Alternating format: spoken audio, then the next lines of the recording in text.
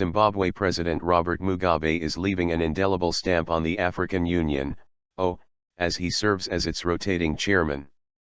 At the end of the continental body's 25th summit, he showed that yet again. In one rambling, hour-long, seemingly continuous sentence, he spoke about everything from his childhood raising cattle to his feelings about journalists, to his sentiments about women's place in society, as well as his thoughts on international politics. Women's empowerment. Robert Mugabe can always be relied on to say something interesting, especially at the twice-yearly summits held by the African Union. This year he was free with his thoughts on the summit's biggest issues. They included women's empowerment, the political crisis in Burundi, and the controversy over African nations' membership in the International Criminal Court, which he has long disagreed with.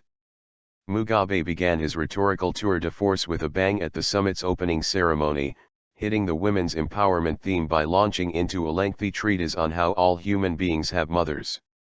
He has previously said that he does not think women can be equal to men. But despite the rhetoric, his feelings on women are less than straightforward. By the way of elections, they don't fare well, and people will want numbers in parliament. Then of course there is the issue of the husbands also. They may not want their wives to stand in parliament and leave them at home. But affirmative action, I think, is necessary, he said. That drew a sidelong glance from the seasoned politician sitting next to him, Chairwoman Nkosazana Dlamini-Zuma, the ex-wife of current South African President Jacob Zuma. Mugabe then spoke about his well-known contempt for the International Criminal Court. That issue was vaulted into the spotlight at the summit when Sudanese President Omar al-Bashir defied an arrest warrant from the court to travel to South Africa, which would have been obliged as a court member to arrest him. South Africa insisted that Bashir enjoyed diplomatic immunity as an summit participant. Mugabe also poked fun at the current political crisis gripping Central Africa, the insistence of Burundi's President Pierre Nkurunziza to run for a third presidential term, rationalizing that will only count as his second term because Parliament chose him the first time. Mugabe himself has ruled his nation since 1980. Some critics of Zimbabwe's leader say he is not on top of his game, and that at the age of 91 he should finally retire. But Mugabe, who struggled to not fall asleep mid-sentence during his 1 a.m. soliloquy at the end of the summit, was quick to dispute that and blamed journalists for depicting him negatively. Blaming journalists.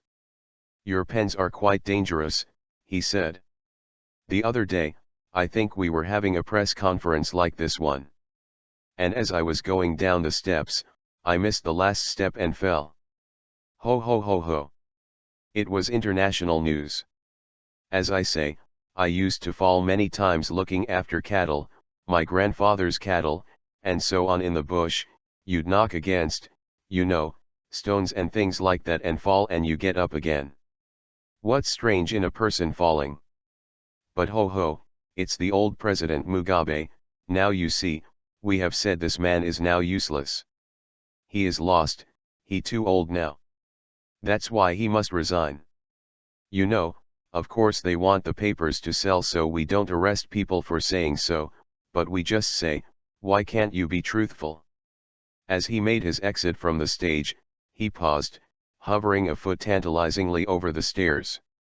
"Do you want me to fall here?" he asked the gathered media swarm.